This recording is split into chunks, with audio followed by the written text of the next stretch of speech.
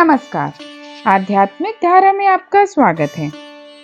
एक बार श्री गणेश जी महाराज ने पृथ्वी के मनुष्यों की परीक्षा लेने का विचार किया।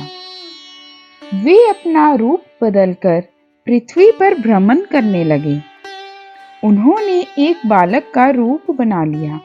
एक हाथ में एक चम्मच में दूध ले लिया और दूसरे हाथ में एक चुटकी चावल ले लिए और गली गली घूमने लगे। साथ ही आवाज लगाते चल रहे थे, कोई मेरे लिए खीर बना दे, कोई मेरे लिए खीर बना दे।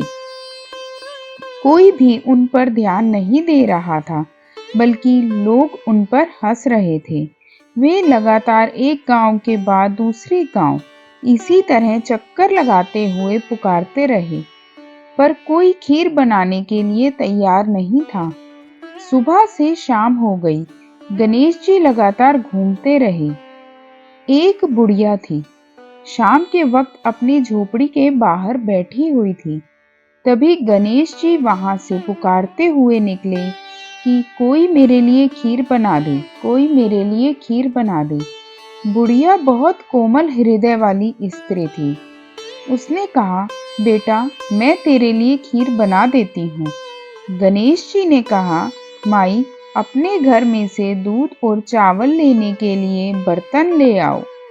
बुढ़िया एक कटोरी लेकर जब झोपड़ी से बाहर आई तो गणेश जी ने कहा, अपने घर का सबसे बड़ा बर्तन ले आओ। बुढ़िया को थोड़ी झुंझलाहट हुई, पर उसने कहा, चलो बच्चे का मन रख लेती हूँ, और अंदर जाकर वह अपने घर से सबसे बड़ा पतीला लेकर बाहर आई। गणेश जी ने चम्मच में से दूध पतीले में उड़ेलना शुरू किया। तब बुढ़िया के आश्चर्य की सीमा ना रही। तब उसने देखा, दूध से पूरा पतीला भर गया है।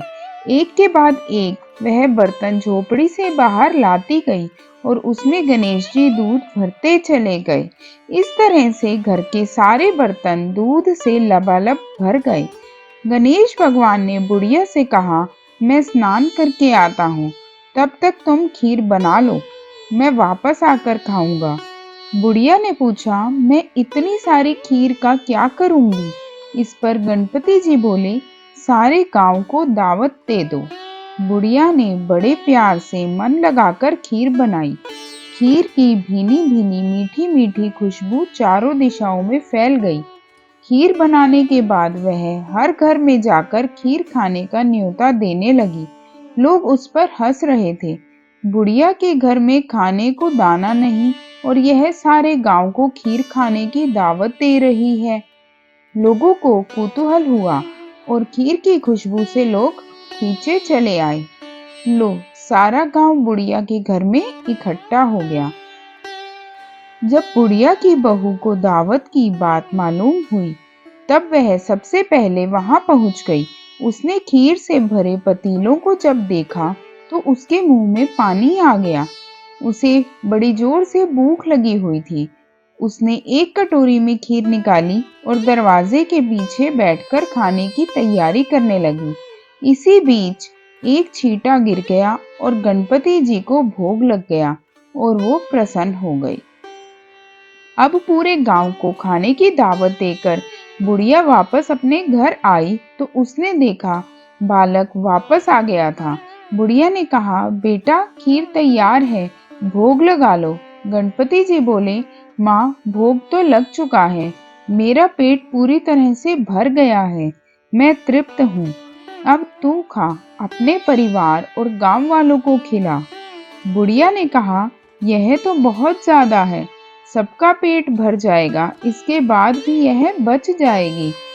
उस बची खीर का मैं क्या करूंगी? इस पर गणेश जी बोले, उस बची खीर को रात में अपने घर के चारों कोनों में रख देना। और बुढ़िया ने ऐसा ही किया। जब सारा गांव जी भरकर खा चुका, तब भी ढेर सारी खीर बच गई। उसने अपने पात्रों को अपने घर के चारों तरफ रख दिया।